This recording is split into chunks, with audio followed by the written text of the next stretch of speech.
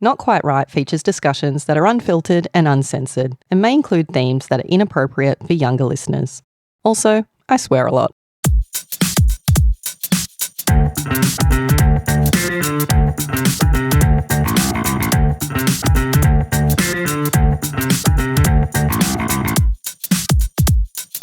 Something doesn't seem quite right. Welcome to Not Quite Right. My name's Ed. And I'm Amanda. Have you got your dancing shoes on? I've got my dancing shoes. I've got my dancing baggy pants. I've got my dancing backwards cap. I'm ready to go. Australia jacket? I do.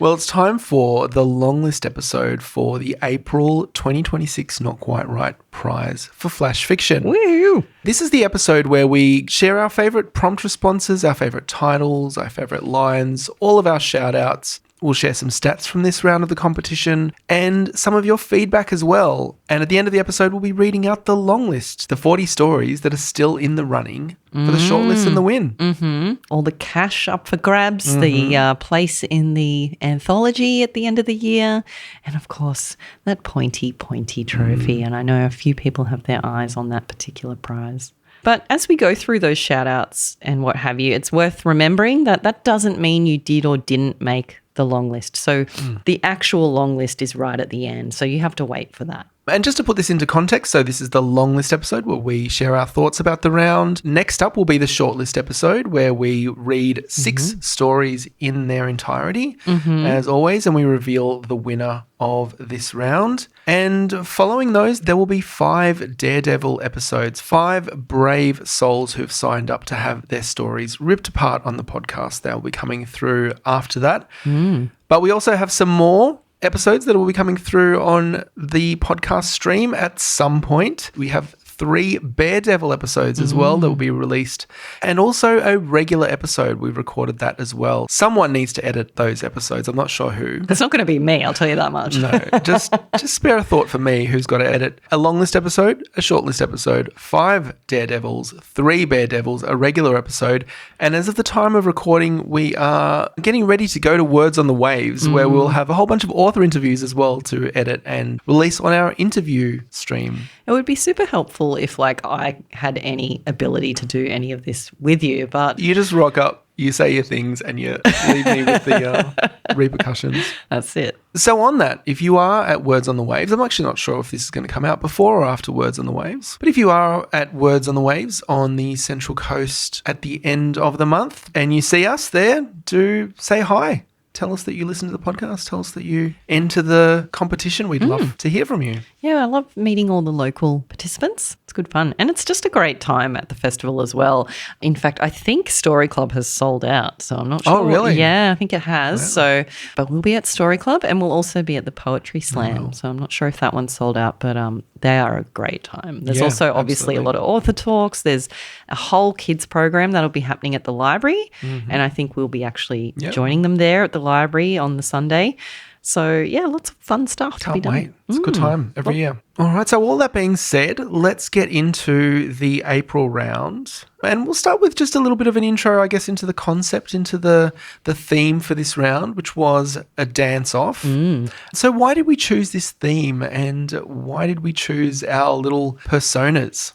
I actually recall that this all stems from you saying that you wanted to use disco as a word prompt. Oh, does it? I don't remember how this all went. Yeah, so you had said that you thought that would be a really fun word because although disco itself conjures up a whole image, it actually can be used also in a whole bunch of other different words, which of course many of our authors discovered. And so from disco, I just had this image of you in the white suit. And then I'm like, okay, so if it's going to be a dance-off, what can I do instead? And so then Ray Gun came to me like in a flash of inspiration, and it all went from there. I just found out that Ray Gun's fairly local. She's from Hornsby. Oh, really? So just around the corner. I did not should know have that. gotten her on the podcast. I'm sure she'd love to talk about it. So I will confess that I don't actually know a lot about breakdancing, and I think it's probably safe to say that a lot of our entrants don't know a lot about breakdancing either. However, they know a lot more about it now. They do. And same with disco. And I think each of the team, we'll get into it, but I think they each had a bit of a different vibe this time with some overlap, some similarities, but some very distinct vibes on each side of the coin there. Absolutely. And I think this is a fun theme as well. Okay, well, let's get into the stats for this round. We received 293 entries and the total number of words read was 141,511 words, which is about on par with the Da Vinci Code by Dan Brown. Is it time to reveal the popular vote? I think so. Why not? Look, this is as close as it gets, I believe. Listen to you. What? Well, what we have here in the stats is Team Ed 50% and Team Amanda 50%. That's it. Because that's how close it is. But there were an odd number of stories. There were an odd number if of you stories. Noted that. So who was it who had that one extra? Well, yes, it was just one extra. Team Ed 146 and Team Amanda 147. This never happens in any kind of democratic voting situation where it's like one vote in it. Yeah. Close as it gets. But of course, it's not just about who wins the popular vote, as you were so keen to point out last round. We have a point system. So if you're familiar with the point system we use in the community on the leaderboard, where we have 1 point for Longlist, 2 points for Shortlist, and 3 points for the winner, it's the same for the winning team. So even though you have won the popular vote, Amanda, congratulations, by the way. Thank you. I was waiting for that. The competition is not over for us. No, that's it. And if you're new here and are interested to see the leaderboard, you can do that in the community. So you go into your profile in the community and there's a button there that says leaderboard and you can go in there and see how you're faring. Yes. And we have tied in first position, Athena Law and Emily Rinkamar. And then from there, we have tied in third position, Greg Schmidt, Sam James, Chad Frame, and W.J. Arthur. And it goes on from there. So that's pre the results of this competition. So we will see if there's any changes to the leaderboard. Yeah, we might check back on that after the shortlist episode and see how things have changed. Sounds good. So congratulations again, Amanda, for taking out the popular vote. You are more popular, but not much more popular. I'll take it. But having said that, there were people who actually wrote stories for both teams. But of course, we make you choose. We make you choose when you submit your stories. So any of these people may have just chosen a different team and maybe swung things around. So Chrissy Driver, who mentioned in her feedback that she wrote stories for both prompts and it was difficult to decide which one to submit. So she actually wrote 2 stories and submitted one. I think a few people do that, to be honest. I don't know where people find the time. Ivy Craven, who says that she also had a go at the Team Amanda prompts and had lots of fun writing that story too, but the hustle won out. So both of those people submitted a story for Team Ed. And that is a good approach, right? If you're just not sure, to write it out, see where it's going and sort of pick your stronger story. I think if you've got the time for that, absolutely. Michaela Bishop also originally was planning on joining Team Amanda, but she switched to Team Ed. So thank you for that, Michaela. Conversely, S.A. McNaughton started out working on a Team Ed story and it morphed into a Team Amanda story. So swings and roundabouts. And finally, Anne-Marie Coford, who notes that her story technically also satisfied Team Amanda's action and word prompt, so could be dual eligible, but she chose Team Ed, which I thoroughly appreciate. But it still wasn't enough. It wasn't enough. It wasn't quite enough, but every little bit helps, right? So that's it for the stats. But as always, we like to go through the feedback that we received as part of the submission form in the general feedback section, which we love to read every time. It's always so positive, especially at the end of the comp, like when the home stretch and we see all the stories come through and see all of that positive feedback. It's great to read. It makes it feel all worthwhile. And we love that you guys, by and large, are loving the comp. We'll talk about some exceptions and some feedback here. But overwhelmingly, the responses are always positive, which we love. And we speculated before that this is probably has a lot to do with people just feeling relieved that got their story in. It's a good time to ask. It's definitely a good time to ask. Don't ask them at prompt drop time, I tell you that. That's true. So look, maybe a little bit of controversy this time around with relation to the prompts and the theme. It was a little bit polarizing. Some people really loved the possibilities that these prompts allowed. Like we had a lot of different words there, especially in the kicker that people could latch onto. And some people, of course, found that gave them too many options. And this is something that we can never really satisfy everyone on, right? Some people really like the restriction, being forced into a few options and being kind of told what to write, essentially. And other people love kind of going where their imagination takes them. And I would say probably our tendency is to lean more to possibilities rather than too restrictive, probably because that's our personal preference. But, you know, at times they can be restrictive. I mean, it's the prompts that you get on the day. And so the other thing about the kicker prompt this round, which is a little bit different to last round, was the fact that we had a little bit of required research maybe as part of it, and a few people pushed back on that. Okay. We acknowledge that it does require a little bit of specialised knowledge that not many people have. Not many people know what are all the breakdancing moves, what are all the disco dance moves, which is why, and we put this in the email, is that we posted in the community at the time of launch some hints and suggestions. We provided our own little list of dance moves that people could use, and also the community is a perfect place to kind of throw around ideas, and we're thrilled that people did throw around ideas and kind of get inspired by each other in there. I think that's something that we'll probably keep going in future rounds, so that people have that place to discuss, not only, you know, once you've written a story and you could share your draft, but just initial ideas. What do these prompts inspire in you, and what do they make you think about? I think there's a possibility here that people are also overthinking things, and I say that with my hand firmly in the air as an overthinker, that they feel this pressure to like capture all of that and to understand breakdancing, for example, to be able to write a story. And I don't really think that was required here. You know, we made it quite open. You could just take one breakdancing move and run with it. You didn't need to like research necessarily in great detail all about breakdancing. You could have just sort of taken something from the surface level and run with it. So while I appreciate that critique, I think there are ways around it if you just think creatively. I think maybe sometimes it's that initial kind of shock of like, oh shit, what does this prompt actually mean? But when you unpack it, it can be fairly straightforward. And I would actually very strongly encourage people to jump on the community if you are feeling like you have decision paralysis, or if you are feeling overwhelmed by the challenge of a kicker. Go and express that in the community, and I guarantee there will be people who come back and reassure and support you and help you find a way through that to get to a story idea that you're happy to write. It's, you know, it's hard to brainstorm on your own. Like, you can reach out to the community to help you with that process, especially if you're feeling really stuck.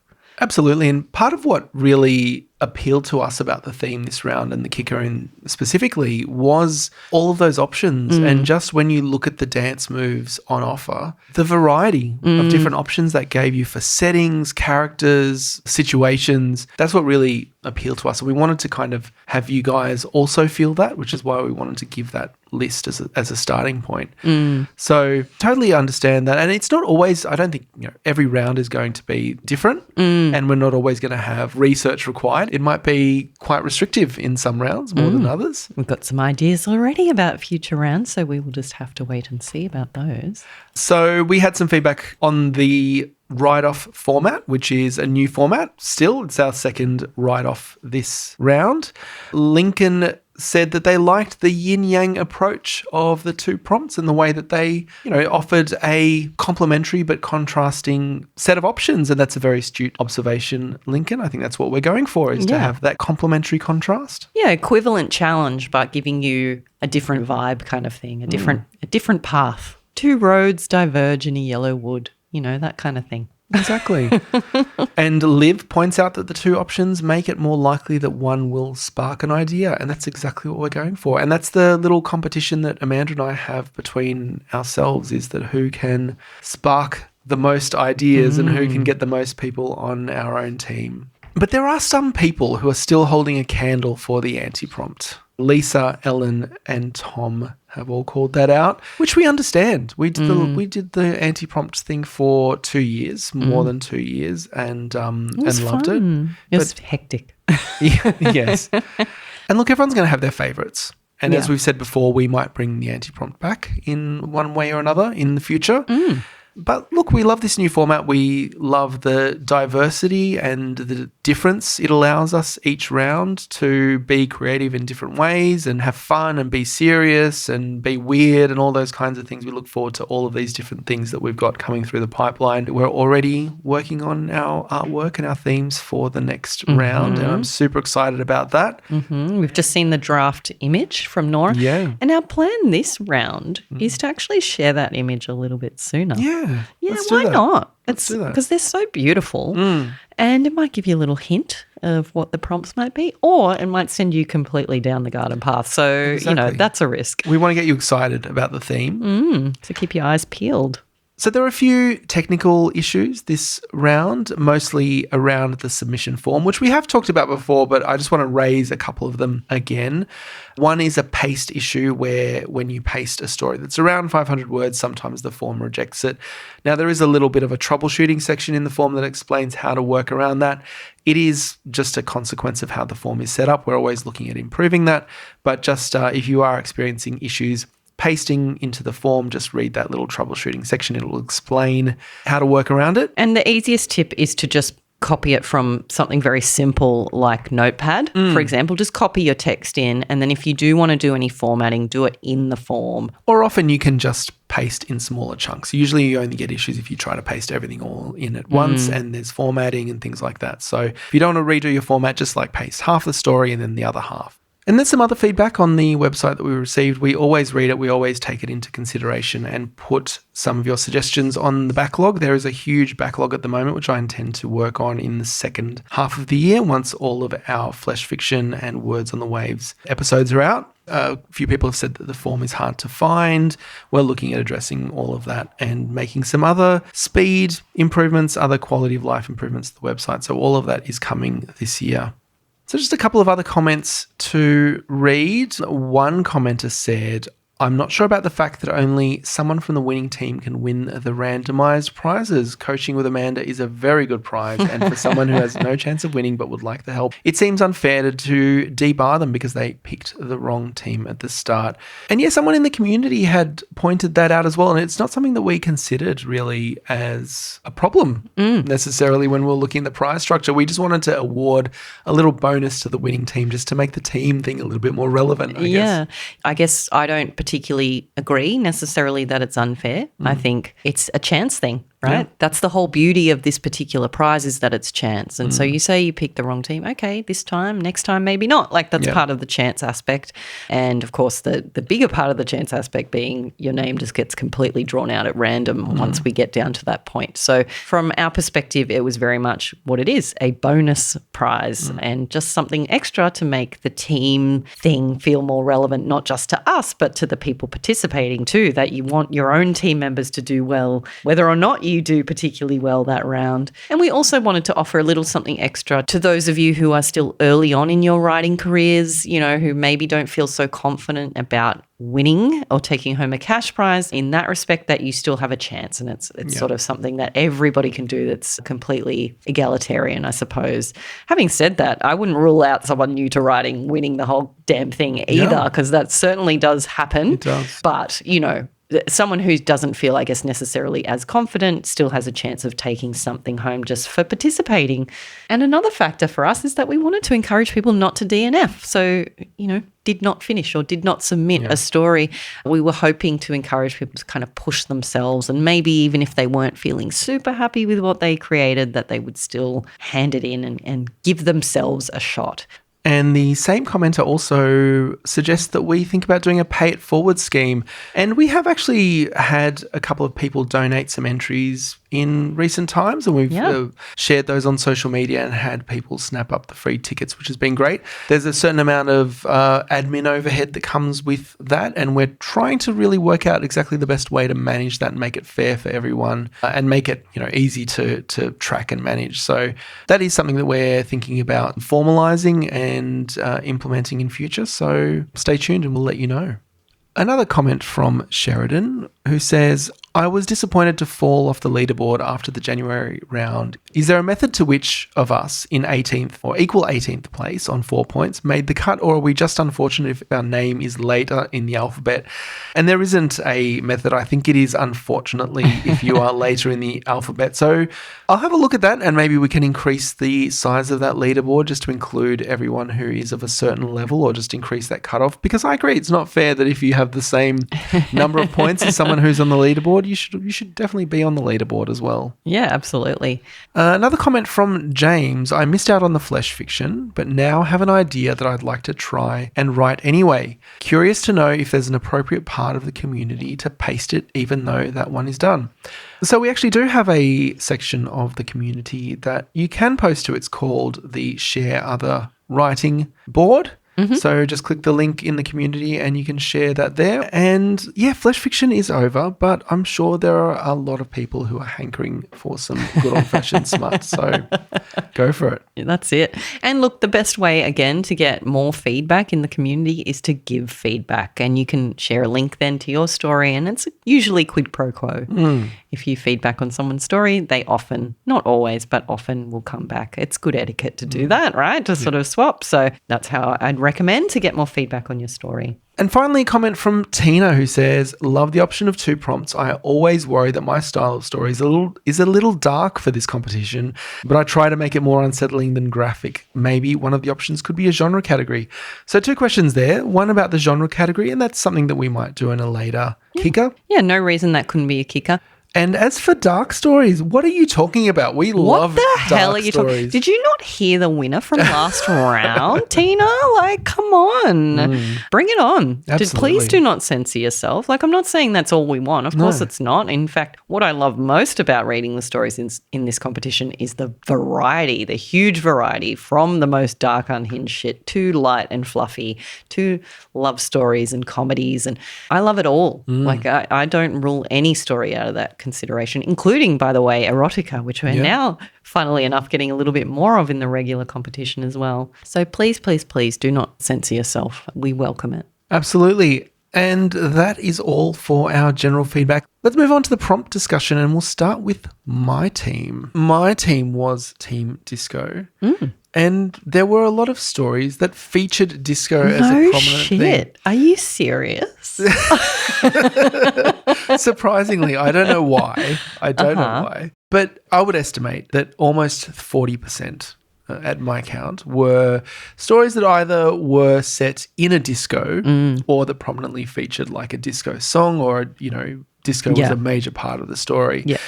And, you didn't have to do disco. No. And that's an option. The idea behind the whole thing is that you can pick and choose. You can choose which ones inspire. Obviously, you have to include all the prompts, but you can choose which ones to really lean into and let inspire you.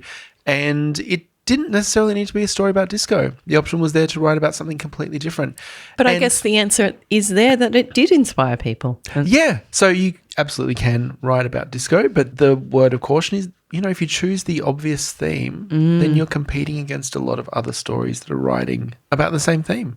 So it's a little bit harder to stand out, I feel, if you write directly into the theme in that way. So that's true. Having said that, some disco stories obviously did make the long list and did do very well, but it is just a little bit harder to stand out. Another theme that was quite strong in addition to disco, or I guess alongside disco, was this idea of nostalgia. And a lot of stories went back into that era.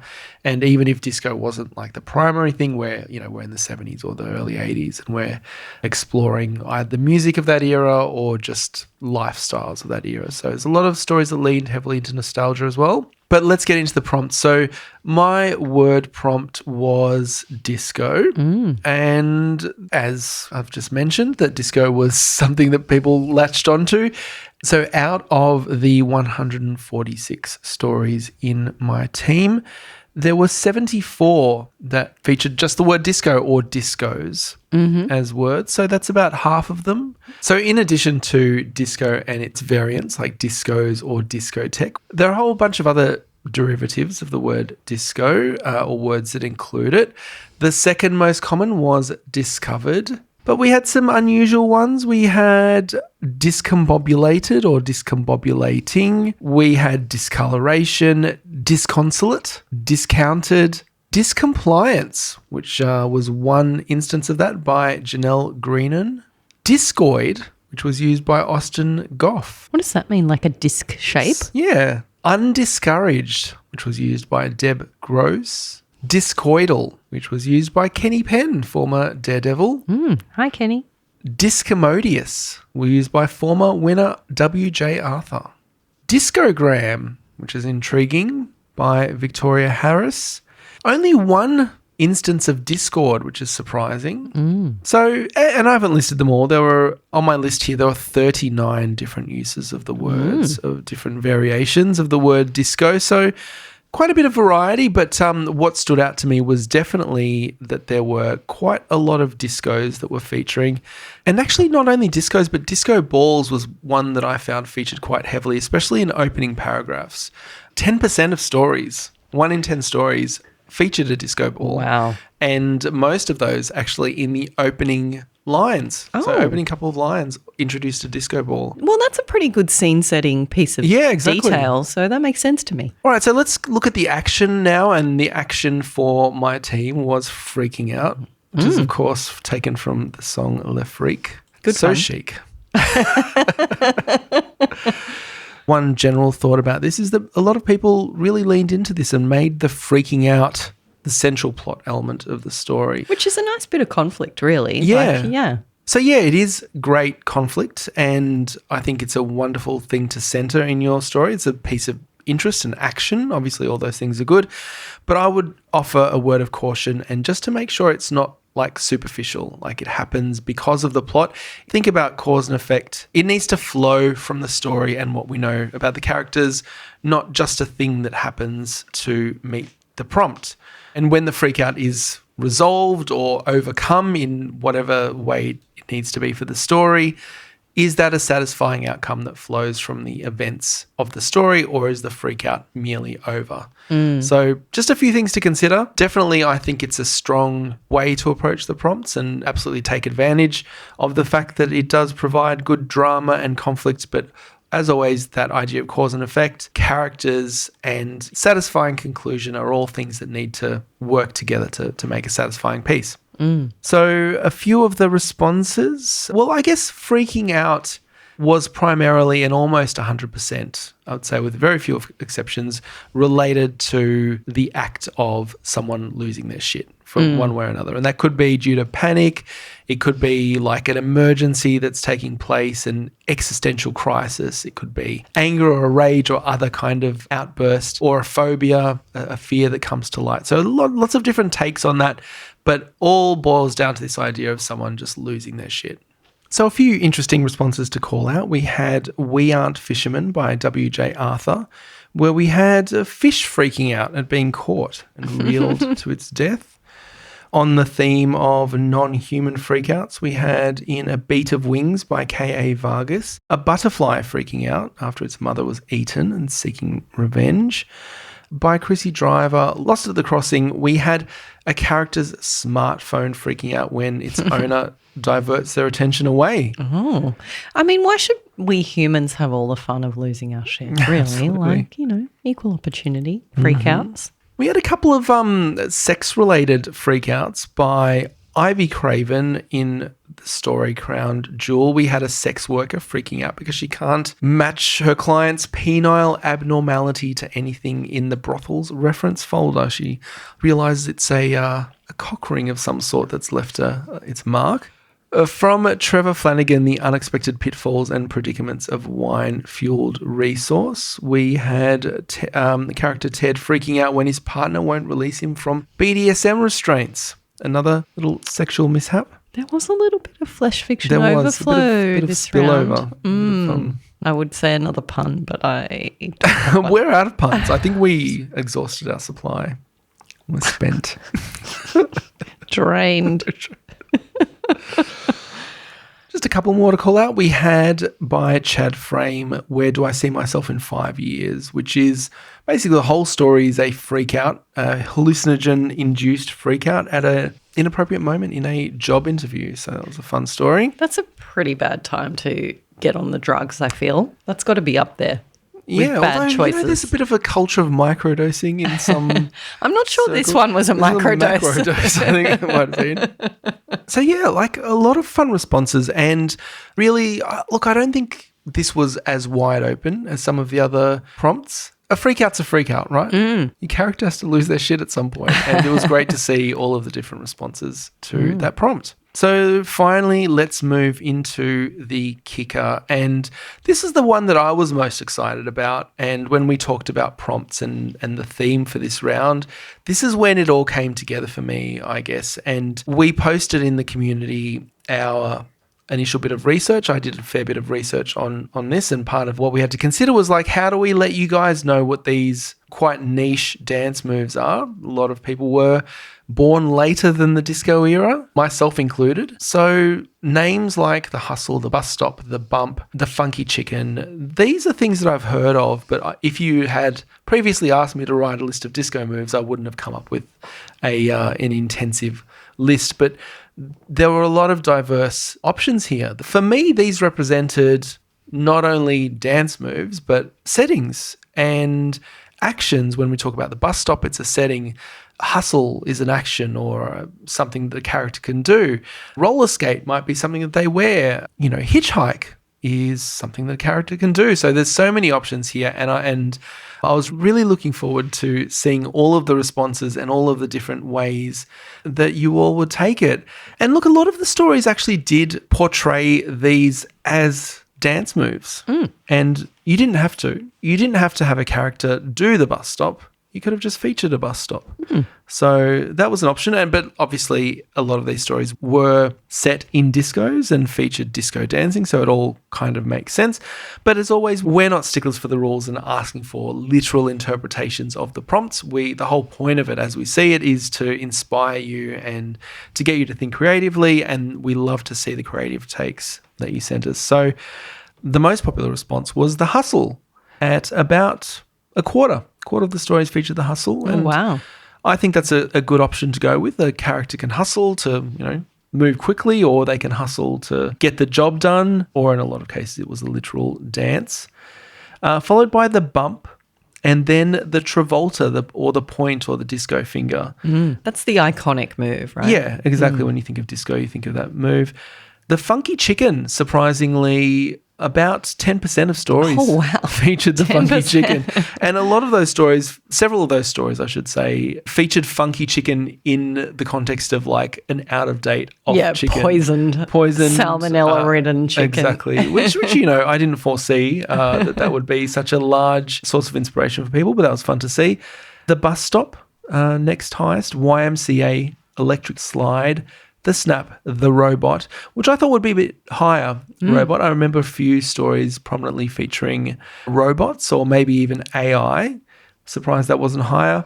And there were a lot of others, and I welcome it. The list that we published in the community is not like comprehensive. And so we encourage people to go out and do their own research, and there are a million dance moves, and there's no like canonical list of disco dance moves. It's quite an open style and evolving, and disco is still alive, no doubt, in some ways, and there's, I'm sure, new moves that are being incorporated into modern disco. So yeah, great to see those. So just to call out a few notable specific instances from The Point by Calum Graves. We had, featuring very prominently in that story, aliens interpreting John Travolta's pose as humanity's philosophical statement. So great to see the dance move, and in that case, a literal dance move, being very central to the story. By Catherine Cook, This Is the Dress, Anna.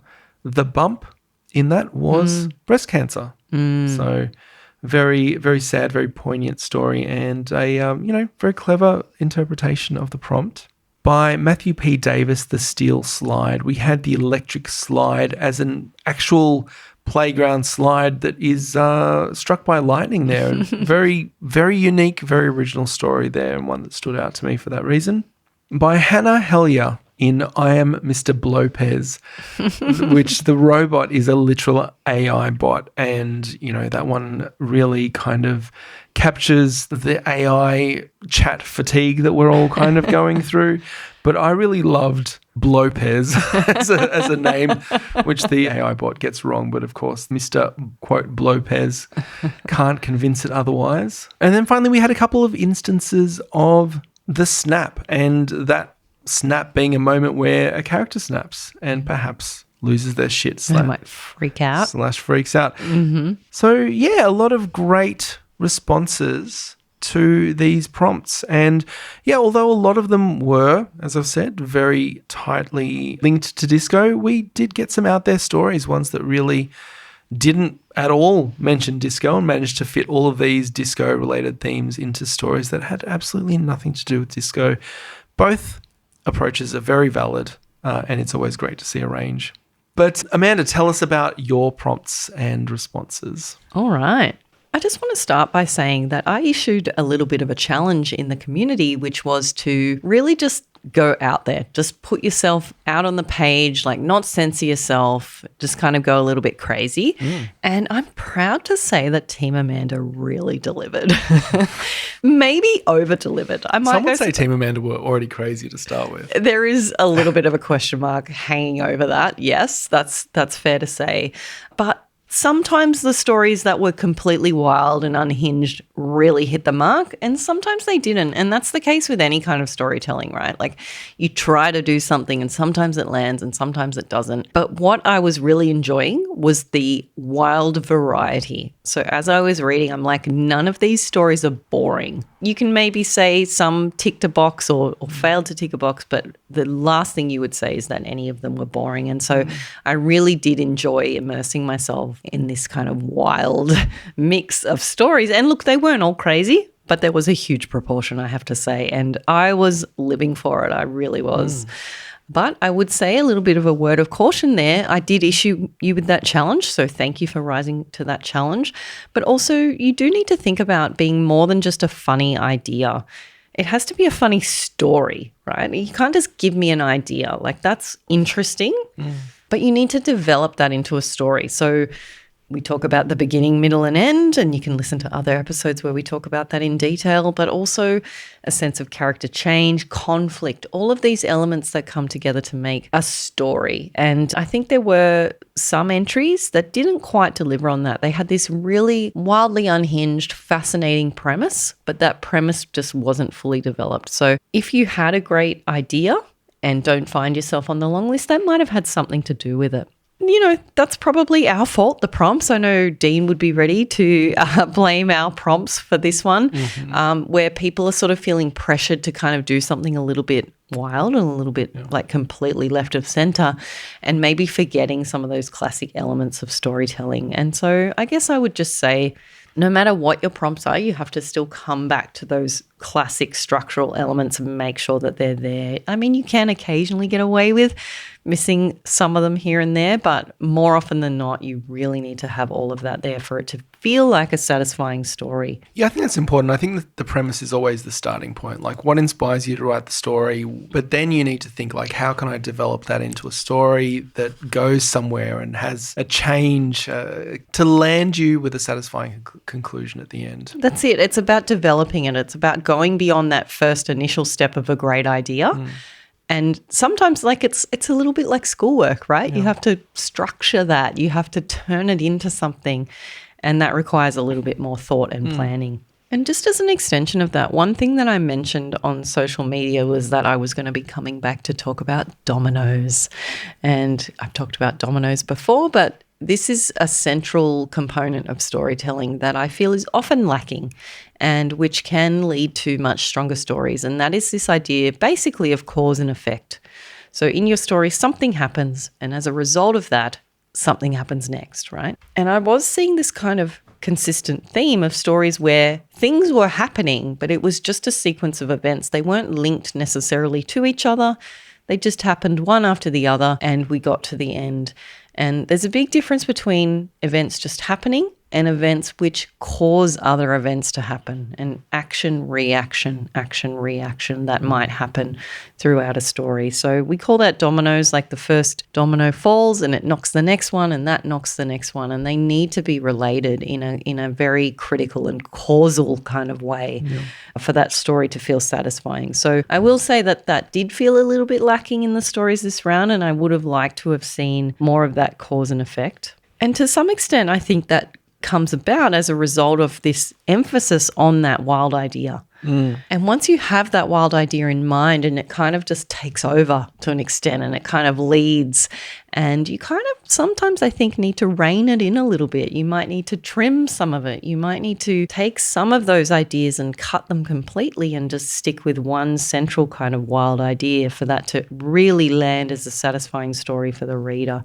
So it becomes about editing then as well. Once you've got that wild idea and you start to just let loose and let it all out, great. That is absolutely 100% something that you should do. And while I talk about not censoring yourself, I don't mean don't edit yourself, right? You can structure things in a cleaner way. You can refine your idea to its essence and make it feel more direct, clear, and satisfying as a result of that.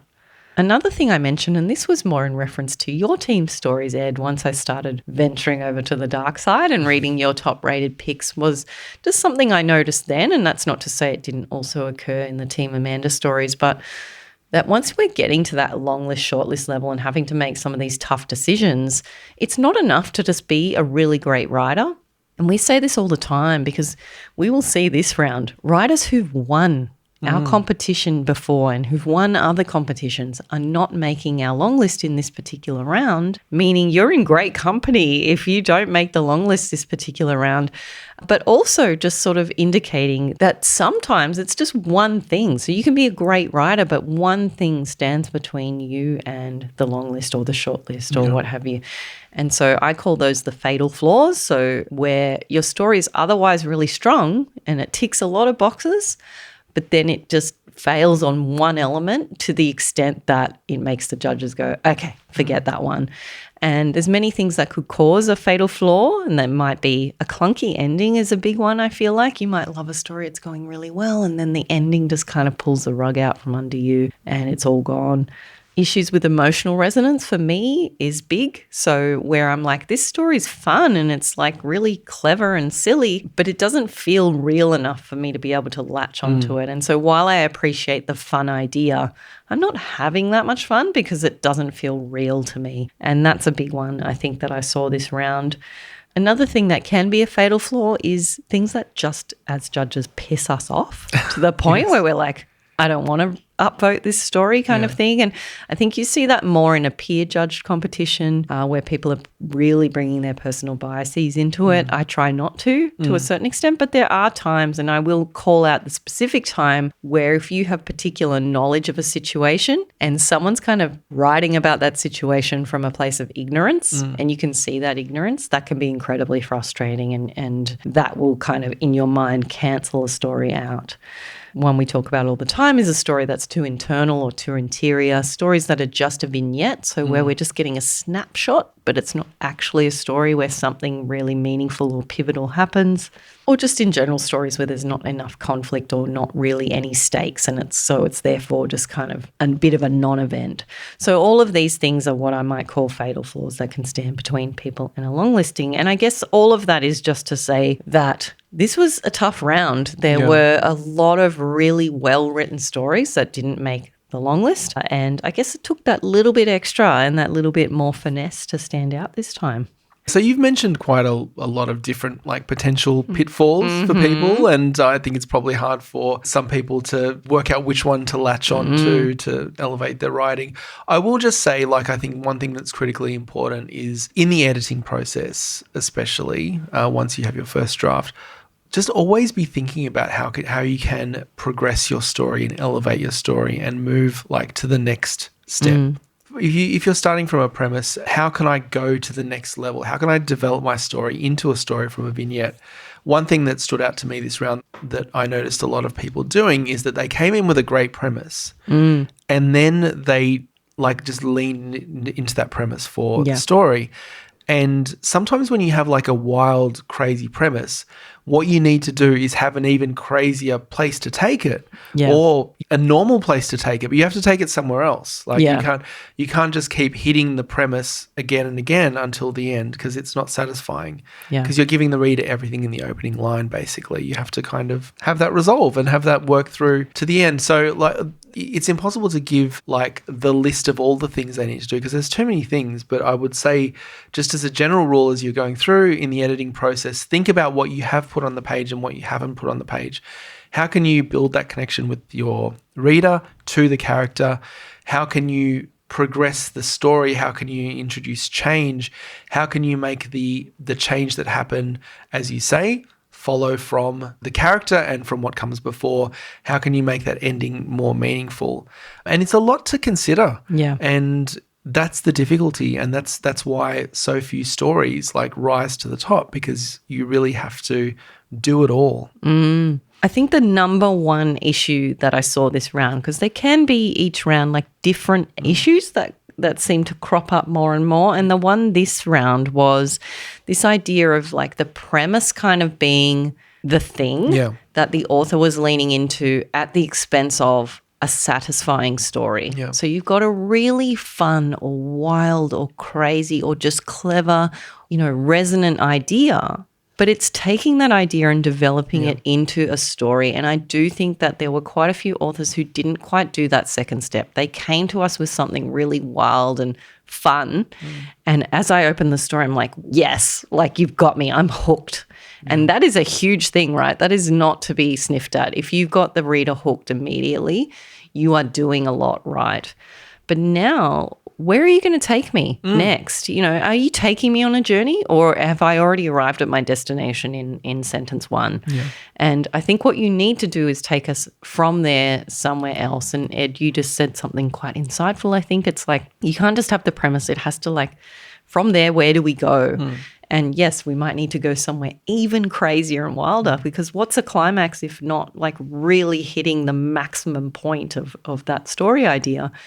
Or we might, flip it on its head and take it back somewhere else. Like there are options. But you've got to take us somewhere. We can't end in the same place that we start. Absolutely. At least not without some significant change having occurred. We do love a bit of circularity, but we need to arrive back at the same place with a new understanding of that place. We can't just sort of loop back with as if nothing has changed. So I guess there are a lot of stories that I really wanted to love, I would say. Like I open it, I'm like, you've got me. And then by the end, I was left sort of really feeling like I wanted more from a storytelling perspective. You've given me a great idea. You've given me something really funny or fun. I might have even laughed out loud, and I did frequently laugh out loud. But then what? What happens in the climax of this story? So if that's you, like go back and have a little look, because I think there were quite a few stories that might have been their fatal flaw, that it didn't eventuate in a story. It only ever really revolved around this idea. And I did mention dominoes in my social media posts. So dominoes, to me, it's the cause and effect. Like something happens and that knocks into the next plot element and that knocks into the next plot element. We need more than just a series of events. We need the things to create a story. We need change to occur as a result of what happens in the story. So all that being said, I think that's probably my biggest criticism for the Team Amanda stories this round, and I hope people understand that and maybe can apply that next time around. Yeah, and I would say if you are unsure about what we're saying here, listen to some of our Daredevil episodes. We talk about this stuff all the time. We go into detail on these stories, so that if you're unfamiliar with some of these ideas, then tune in and we will talk about them, no doubt. Absolutely. But I'm just going to move into the prompts now and some interesting takes on the prompts. So my word this round was the word street. Now, that was a much more actually limited word than disco. Yeah. There's not many words that contain the word street, but of course street itself is pretty open and there's a lot of places that you can take that. As a general thought, I would say it pretty much faded into the background almost all of the time. It's a bit of a nothing word if you don't make much of it, and so it was easy to kind of hide. There were 81 stories that just used the word street, like very much a generic street, and to me that's appropriate. I think you had some other challenges with the other prompts, and it's perfectly okay to just let that one fade into the background. About 10 stories referred to street lights or street lamps, so that was another really popular usage. And we had a few famous, very specific streets. So we had the Beale, we had Lombard Street, which is that really, really steep one in San Francisco. We had Oxford Street, and I don't actually know if it was our humble Oxford Street here in Sydney or if it was London. And my favourite of all, Sesame Street, which was just one story. So we had a few famous ones there. My favourite take and what I was hoping to see, and this happened in 4 stories, which was a reference to the Backstreet Boys. Yeah. So I just want to call out Christy Hartman, J.D. Hoadley, M.A. Rose and Paige Bowden. You are my fire.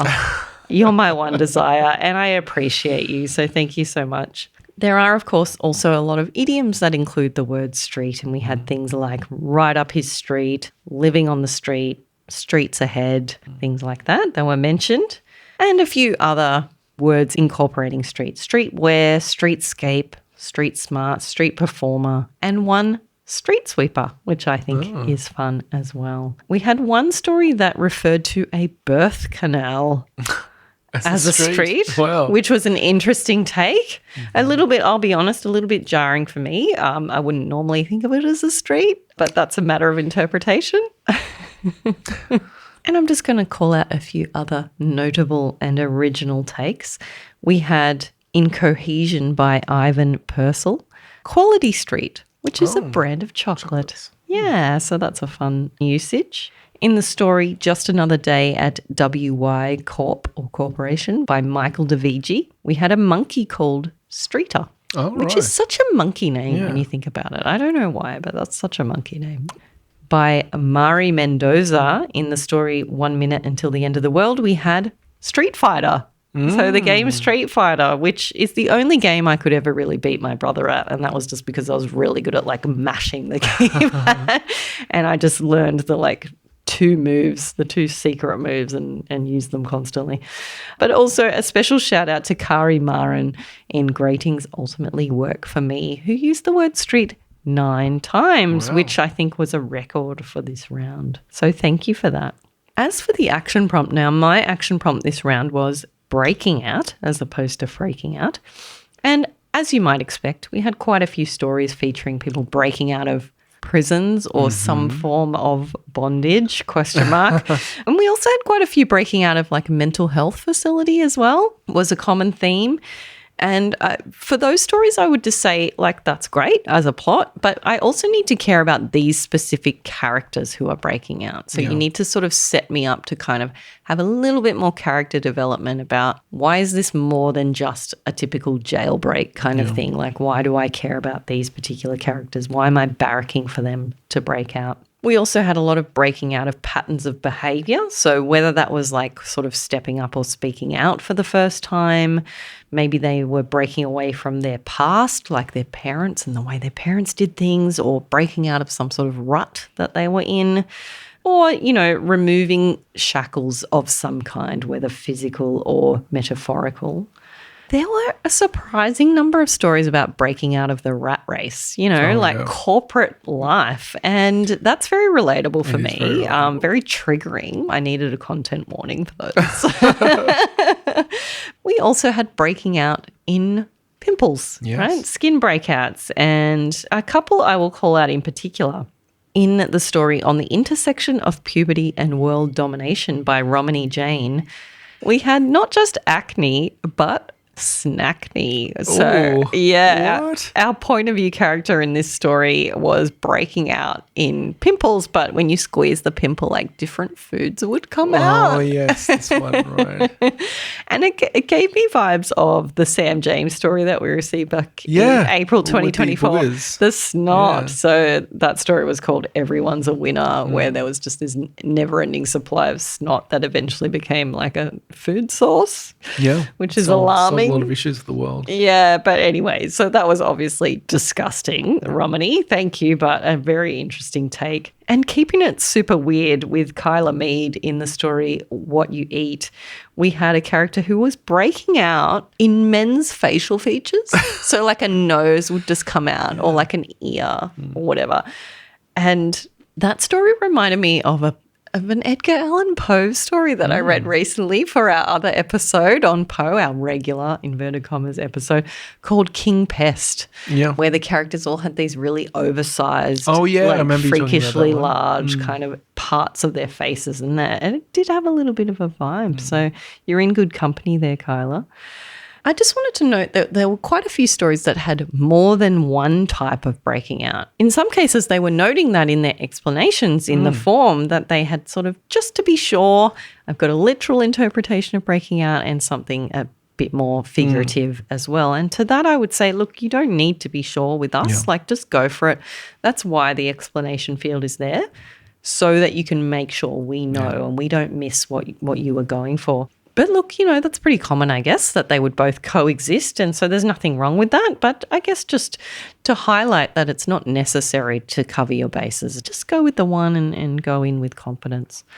But a couple more stories that I wanted to call out for their interesting take on the action prompt in Team Amanda were Marissa Hanley's Tombstone Windmills, which is actually just one example of a story where we were merging both the action prompt and the kicker.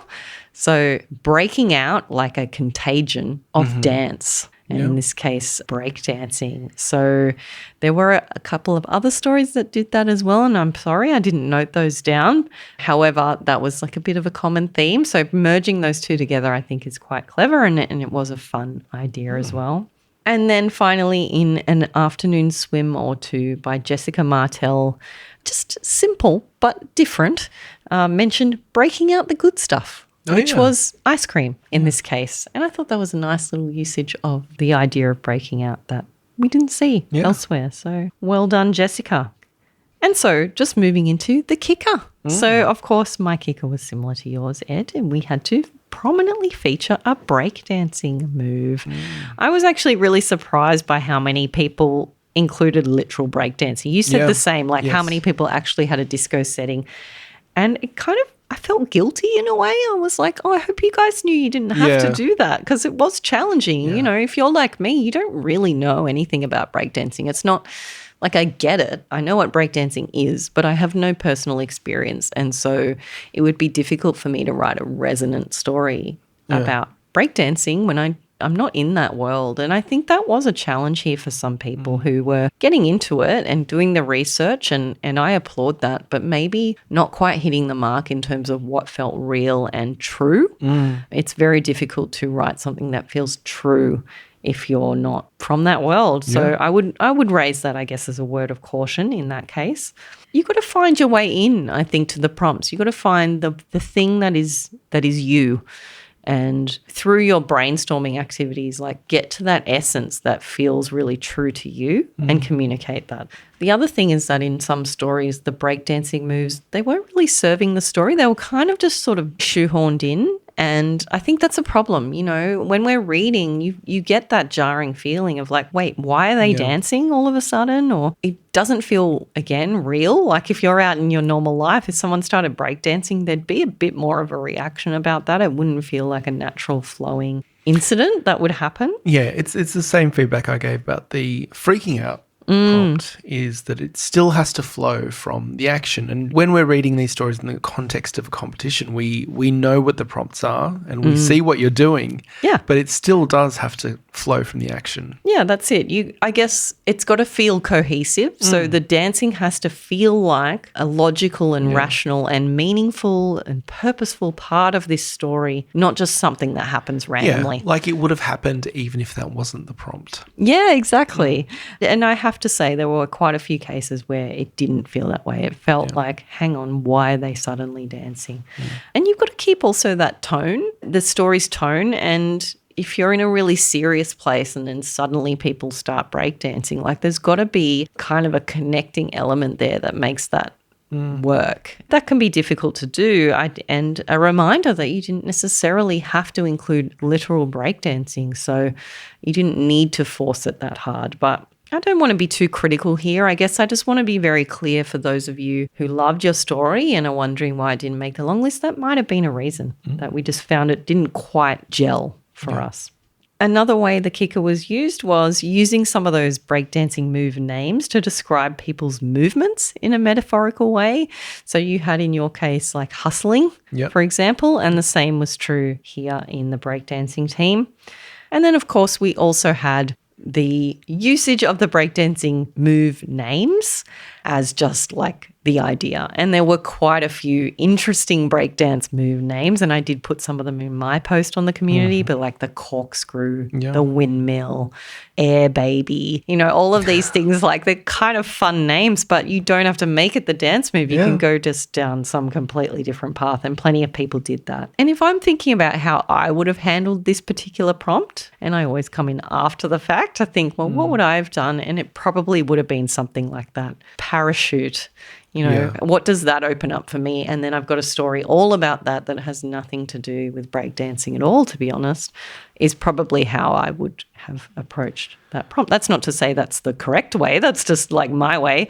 But I think there was a lot of scope there. Yeah, I would have done the same. I think it just choose one of those words as inspiration, not as a dance move, but just as an idea, place, action, whatever it may be. And I say that because I'm not a breakdancer, right? And so it would have felt pretty unnatural for me to include breakdancing.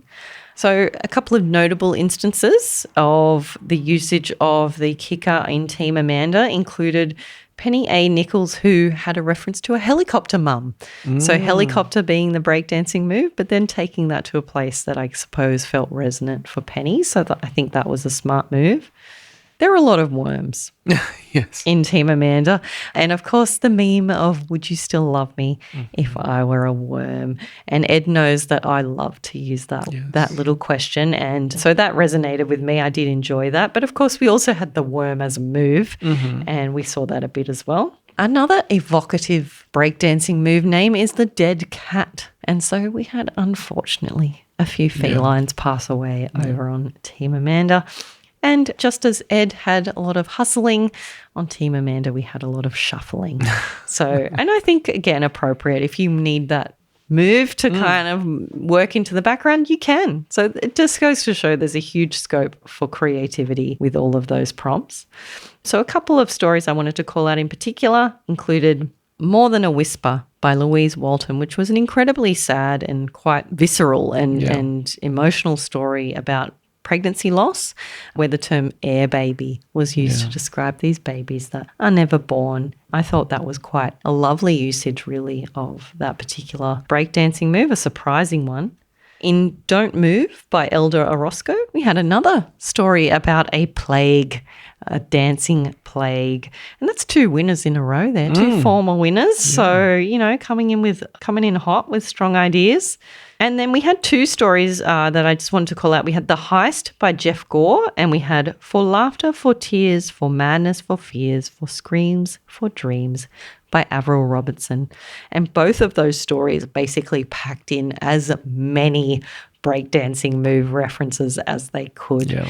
And I have to say they did a pretty good job of squeezing them all in there. So thank you for taking such a confident and bold take. But yeah, I have to say I was really proud of Team Amanda. I was particularly proud of those of you who, I guess, took my suggestion of letting your freak flag fly and not censoring yourselves. It did make for a particularly interesting batch of stories, and I really appreciated it.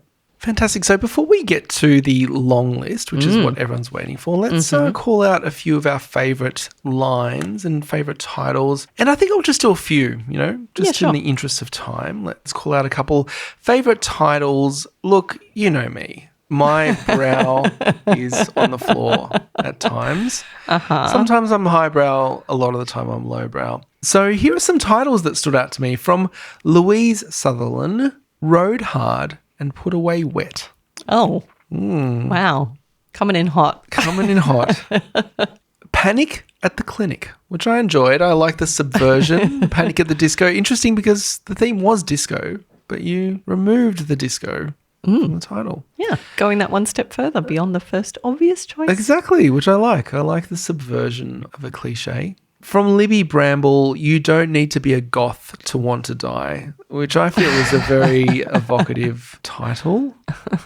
From Tom Brodkin, who knows the key to my heart with his story titled Tits, Farts and a Penis. Thank you, Tom. An interesting one from Morgan Kostelnik, which was An Eye for an Eye is the title. And this is a story about a person who wants revenge on a blue-eyed person and goes back in time to kill like the most recent common ancestor of all blue-eyed people in order to get revenge, which is a bit over the top, I feel, like as far as revenge goes. Have you ever met a scorned woman? Yeah, Are you real? True. That's true. I was really loving the Team Amanda titles. I'm just going to shout a few out now. So I'm going to say the one that made me absolutely bolt to read the story was Poor Eddie. And that was by Douglas McCaffey. So thank you for that one. That was good fun. That was about a dead goldfish called Eddie. Oh, yes, I remember that one. We had 2 stories with the same title on Team Amanda. So both Jenny E. and Hannah Thomas came up with a story called The Worm. So thank you for those. And Michael Stone took it one step further with the story, Babe, Would You Still Love Me If I Were a Worm? And so you're speaking directly to my heart there, Michael, and I appreciate that. That was a very wild story about a worm. It was a reincarnation story. Yeah, it was really, wasn't it? From Julia Knuth, we had Clueless, and that's spelled Clewless, which wasn't a word I was familiar with, but a clue is like the collective noun for worms. Oh, really? Yeah, so we got quite a few there in the worm territory, so thank you for that. From Brandon Wu, we had, if you think a girl's name is Cherry, she's probably a porn star, which I just found fun. I was like, it's very philosophical kind of view of the world. From Lisa Vitale, we had Amy and Abby go day drinking in the Hunter Valley. And I feel Amy, Abby and Amanda could all go day drinking together in the Hunter Valley and we'd all have a good time. And then I just want to call out some that were just evocative. So, you know, when you read a title and you're just like, ooh, like, what's that about? So from Jennifer Ann, we had Be Like the Dandelion. What does that mean? You have to read to find out. From Leah Kinnenmont, we had, is life an existential crisis or is an existential crisis life? Wow. And that's a question I ask myself on the daily. From Kelly Johnson, we had a little performative grief to atone for my sins. And I just love the idea of performative grief. That must be a thing. Oh, and for sure. Yeah, and I was excited to read where that was going to take me. From Ellen Arwen Tristram, we have I Only Believe in Prime Numbers, which has a vibe of like birds aren't real. Yeah. It really does. But that was quite a cool story. I really vibed with the protagonist in that one. From Jade and Christopher, we have Mama Always Said. And I just want to give a shout out to John and Justin from the Writing in Progress podcast, who sort of talk about how if you start a story with Mama Always Said, then it's going to like resonate with people and you're going to do really well in a competition. So that title made me think of them. From Natalie Busco, we had What Cassandra Foresaw, which called back a previous story, a previous entry to the Not Quite Daredevil. Yes, from Alicia Rourke in October 2024, who delivered What Cassandra Saw. So this is like, is this the prequel? And then finally, I would be remiss of me not to mention Bernie Rushton's IYPYP, or If You Poe, You Poe. So thank you, Bernie.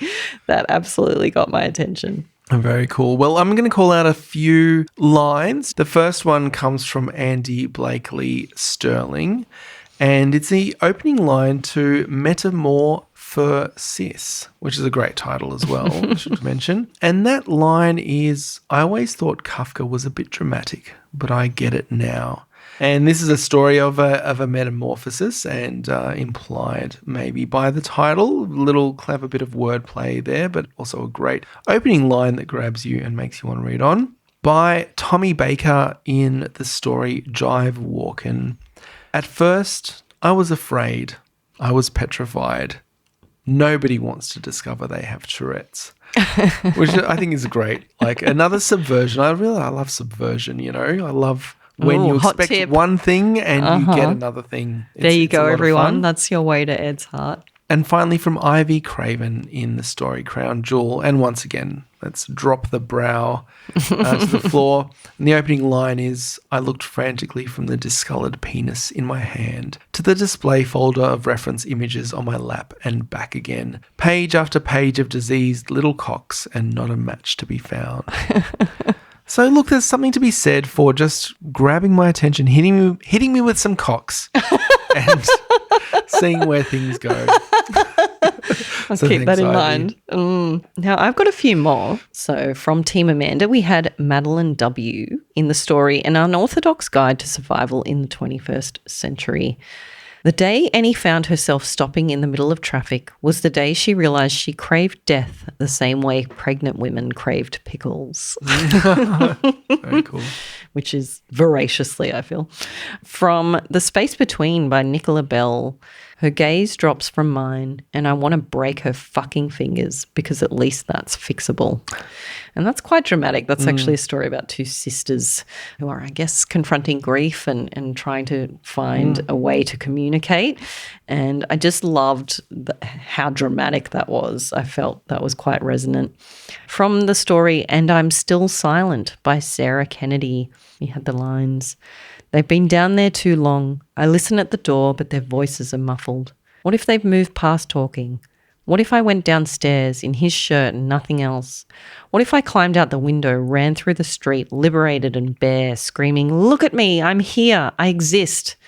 Then I'd be seen, but I don't. And that's a story about the other woman, I suppose, hiding upstairs while the husband confronts the wife downstairs.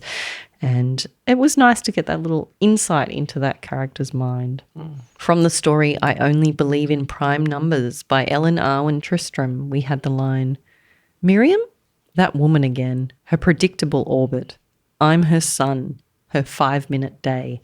And that was so evocative to me. I don't know if this is a phrase that's come elsewhere. It's the first time I've ever read anything like that. But the idea that she's orbiting you every 5 minutes and you're the sun and she just keeps coming back around and around every 5 minutes. I thought that was quite clever. From Princess in a Headspin by T.J. Burgoyne, we had helicopter sweep into windmills and everything hurts, but who cares?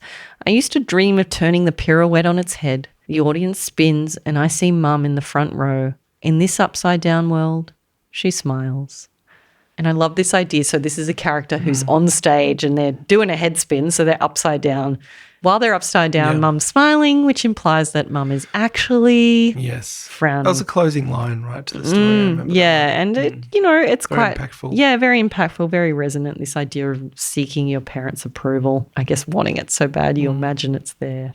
In Jive Walkin' by Tommy Baker, I just love this tiny little bit of characterization about a particular character where he says he's a guy who brings a pillow on a 1-hour flight. Yeah. I don't know exactly what that's implying, but I love it. I'd bring a pillow on a 1-hour flight. Would you? Sure. What would you do with it? I'd have a nap. On a 1-hour flight? So that's Sydney to Melbourne. That's a Sydney to Melbourne flight? I used to grab a pillow on my commute to work. Like it's an hour, but Okay, so you are the guy in this story. I'm the guy. All right. Wow. Okay, I've learned something about you. Speaking about you, from Poor Eddie by Douglas McAbey, the lines, for spontaneity, I decided to dance as if nobody was watching, and I dazzled with the corkscrew, the baby freeze, the backspin. I was really grooving, wild and free. Unfortunately, I was driving myself to hospital at the time. That was a completely ridiculous, unhinged story, so that line fit perfectly. From What You Eat by Kyla Mead, we had, that scared Janet off eating men for a while. She intended for good, but it's never easy to stick to a diet. From Beatbox Genesis by Dead Carcosa, and hello to Dead Carcosa, we had, in the beginning, there was grey and silent infinity. The concrete and dust of dead universes lay ruined and forgotten. Darkness covered an endless crumbling web of walls and streets.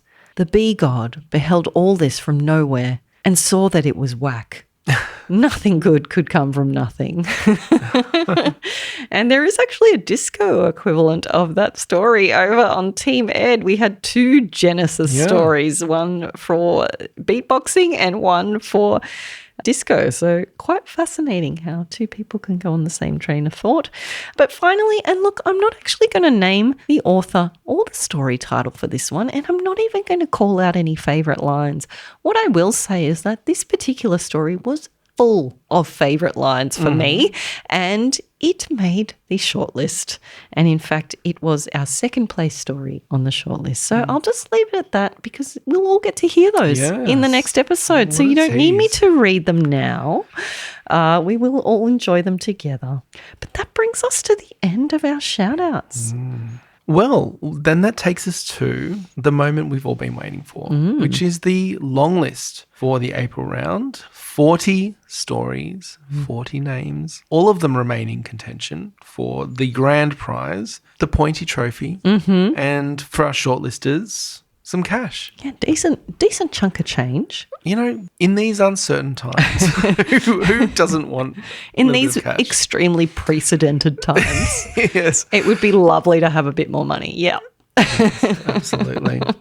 And of course, all of these shortlisted authors will also appear in the anthology at the end of the year. So from these 40 stories that we're about to read, 6 of those will appear. Yes, as will all the names and the titles of the stories. Always, we publish those in the anthology. So if you hear your name read out now, your name and story title will at least be in the anthology. So without further ado, here are the 40 stories of the long list for the April 2026 Not Quite Right Prize for Flash Fiction.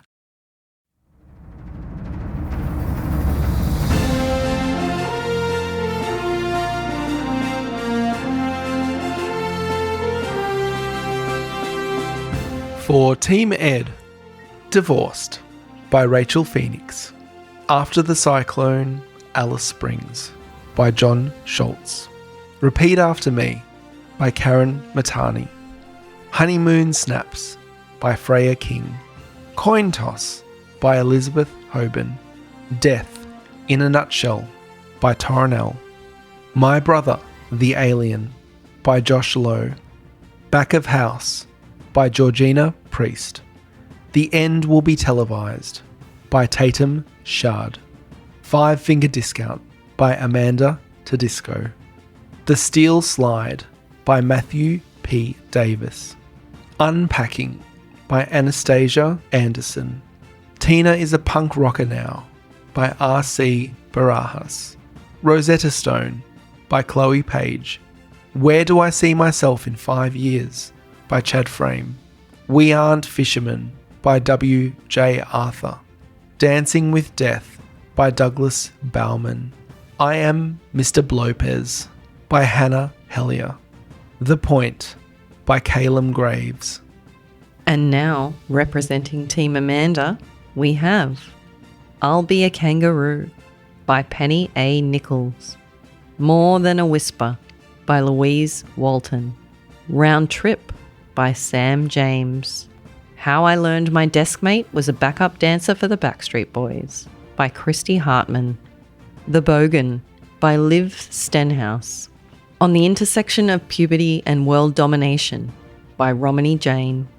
Babe, Would You Still Love Me If I Were a Worm by Michael Stone. What His Congregation Doesn't Know by Chris Doty Dunn. The Last Dance by Lorena Oates. Harden Up by Steve Huff. When Your Dead Best Friend Communicates via the Spotify playlist So Fresh Greatest Hits 90s and 2000s by J.D. Hoadley. Be Like the Dandelion by Jennifer Ann.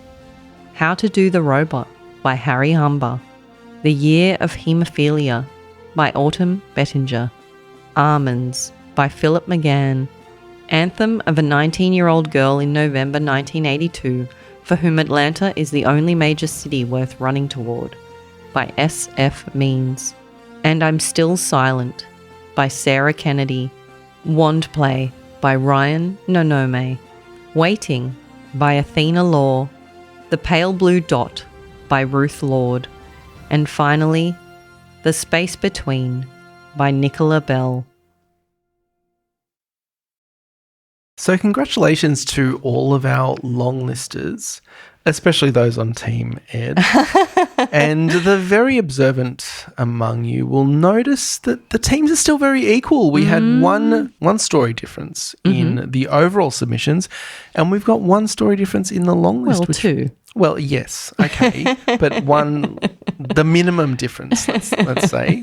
So it's 19 for Team Ed, 21 for Team Amanda in the long list, and we didn't plan that. We didn't try to make it equal. No. We didn't really think about whose team. Once we get to that long list stage, we just have everyone in a bucket, and we're picking the best stories. Yeah, and it worked out that the teams did kind of wash out very evenly, and the upshot of that is that anyone could still win it from a team perspective, right? Yeah, so the bonus prize that goes to the team. And look, if your name didn't appear on the long list on either team there, you're still in the running for the bonus prize, the lucky draw.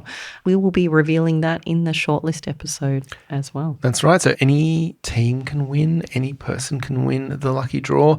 And also we have 4 wild cards to reveal next episode. We've got 2 guest judges, so 4 wild cards. It's an extra 4 bonus prizes. And I can tell you that not all of those appeared on the long list. Yes. So there's still a chance for all. But, there were some really big names in that long list there, some former winners of this competition, which might feel a little bit intimidating. But also there's some really big names that didn't make the long list at all. And I think there's probably going to be some disappointed people who worked really bloody hard and who were really trying to deliver something special this round and who did not hit that long list. And I know that feeling is really, really painful. I've been there myself. And to those people, I want to say, that doesn't mean we didn't love your story. There were so many that were on the cusp or maybe, like I might have indicated before, had a fatal flaw. So it's like your story's so close, but then there was just one thing that for whatever reason kept it off the long list. So by no means does that mean you can't write. It's very much a case of, hey, maybe with some edits, it might have been a completely different case here. But I just want to extend my thanks to everyone for putting your whole selves into this, because it is draining. It's draining to use your creativity, and I appreciate that you gave that to us. It always feels like a little present when we read your stories, and especially those ones that are targeted just for us. We do read all of those and swap them around and have a giggle. So they were very much appreciated. So thank you so much. Absolutely. We had a lot of fun reading all of your stories, as always. And if you have made the long list, please head over to the website and grab your badge. Your name and your story title is on there, and you can do what you want with that badge. There's nothing stopping you from printing out 1,000 copies and putting them in the letterbox of every person in the suburb. Just junk mailing everyone. Why not? I mean, there's some pretty good reasons why not. So I'm not encouraging that behaviour. But it's legal. It's legal. That's what I'm saying. Not legal advice.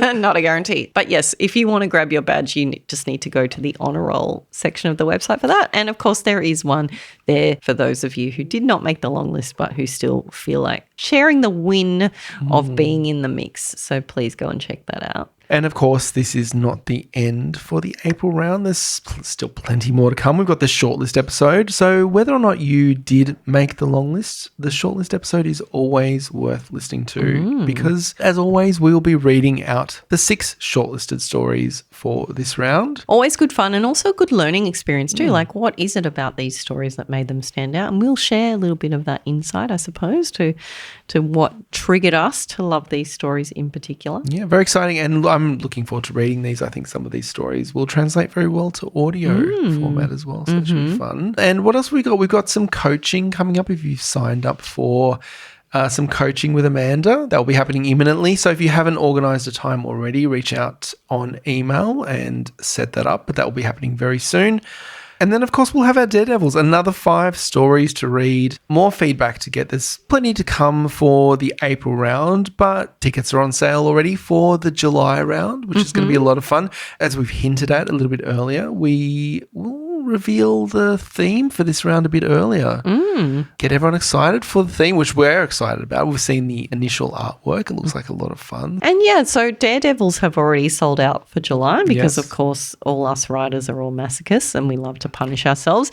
But we do still have some coaching packages available for that. So if you like your feedback a little bit more private, that's an option for you. But it's also an opportunity to talk about just your writing goals more broadly. So we do talk about in our coaching sessions your piece, that you entered, but also we can sort of expand beyond that and just think about, like, what do you want to do with your writing? And that's, for me, really rewarding. I've been enjoying talking to the different authors. Like, everybody's got such a different goal. Yeah. So I think that's really fascinating. But yeah, I get a lot out of that, and I hope my coaching clients get a lot out of that as well. They do. We see their feedback, and everyone's very happy about it. Yeah.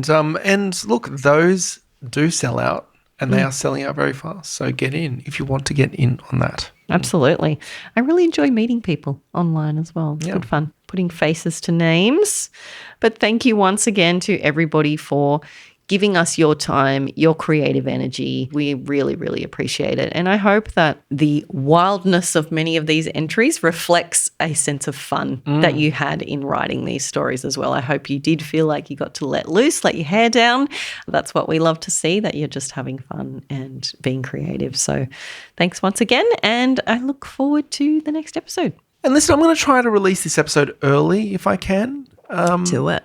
And people will love it. If so, I was going to say we'll be back next week, but it might be a bit longer than 1 week if I do get this out early. But we'll be back very soon in any case with our shortlist episode, where we will find out not only the winner of the whole thing, but which team won as well, which is super exciting. And the bonus prize for this round is a coaching session with me, but also hot off the press. Yes. A copy of Flesh Fiction Volume 1. I know, we've just got our grubby little hands on it now.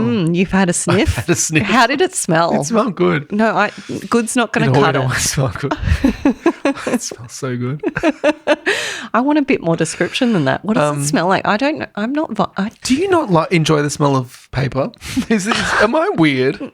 You are weird. That's without question. But look, like, I'm not against it. It's just not something that, I don't know, I really enjoy the smell of books. Not in a sexual way. Not like that.